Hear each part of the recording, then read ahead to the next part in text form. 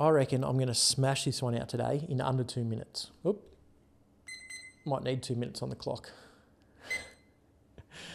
All right, so what advice would you give to your younger self? Very common podcast question. I've asked it on the podcast, and look, it's a terrible question because first, you can't change the past. So whatever you want to change in the past, you can't then achieve that in the now.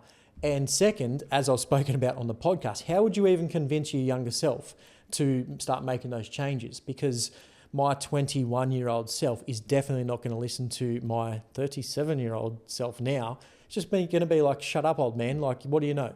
So even if you could take that information that you know now and then give it to your younger self, it's kind of useless. It's not going to change the present. So flipping that around, this actually comes from this week's podcast guest, John. I think he has just a great way of flipping that around. And what would your 90-year-old self give advice to you right now? So right now, it's a good thought process and a good actionable thing that you can actually do right now and write it out. Who do you want to be when you're 90? What is that 90-year-old self doing? How's he feeling? What are you achieving? And what advice would that 90-year-old be giving to you right now so you end up there?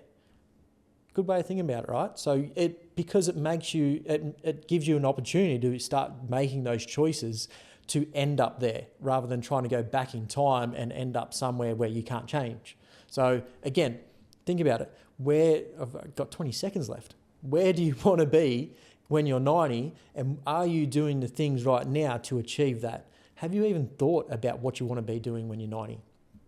I reckon a lot of people don't even think about that. I do all the time, and that's why I do what I do, so I end up where I want to be when I'm 90, because I don't want to be in the opposite of that. Fucking smashed it. Sorry, I just swore.